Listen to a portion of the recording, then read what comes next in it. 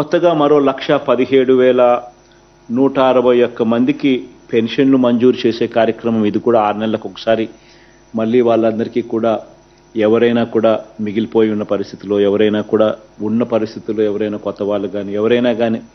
ఉన్న వాళ్ళు ఎవరైనా కూడా అప్లికేషన్ చేసుకోవడము, అప్లికేషన్ చేసుకున్న పిమ్మట దానిని వెరిఫై చేసి వెరిఫికేషన్ ప్రాసెస్ కంప్లీట్ చేసి వాళ్ళకు మంజూరు చేయడం. ఆ మంజూరు చేసిన వాళ్ళకు ప్రతి 6 నెలలకు ఒకసారి డిస్ట్రిబ్యూషన్ వాళ్ళకు స్టార్ట్ చేసే విధంగా వాళ్ళకు కార్డులు ఇచ్చి మొదలుపెట్టే కార్యక్రమంలో భాగంగా 1,17,161 మందికి కొత్తగా పెన్షన్ల జాబితాలోకి యాడ్ చేస్తూ ఉన్నాం ఈ రోజు నుంచి. అదే మాదిరిగానే మరో 1,11,321 మందికి కొత్త బియ్యం కార్డులను కూడా ఈ రోజు ఈ నెల నుంచే వాళ్ళకు కూడా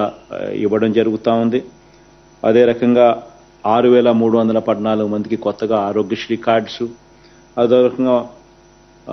34,623 మందికి కొత్తగా ఇళ్ల స్థలాలు ఈ 90 డే ప్రోగ్రాంలో భాగంగా శాంక్షన్ చేసే కార్యక్రమాలు ఏదైతే జరుగుతూ ఉన్నాయో ఆ 34,623 మందికి ఇళ్ల స్థలాలు, ఇవన్నీ కూడా పథకం ఏదైనా ఉన్నా కూడా ప్రతి 6 నెలలకు ఒకసారి ఏ ఒక్కరూ కూడా మిస్ కాకూడదు, ఏ పేదవాడు ఇబ్బంది పడే పరిస్థితి రాకూడదు అని సాచ్యురేషన్ పద్ధతిలో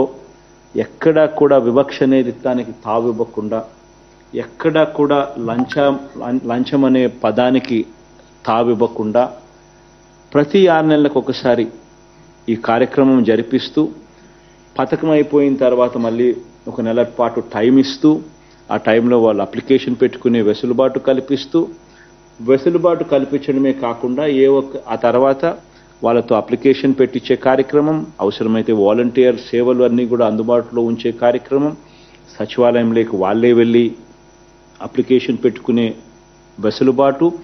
లేదా అది కూడా 1902కు జగనన్నకు చెబుదామని చెప్పి అనే నెంబర్కు ఫోన్ చేసి అడిగినా అక్కడి నుంచి కూడా వాళ్ళు గైడెన్స్ ఇస్తారు.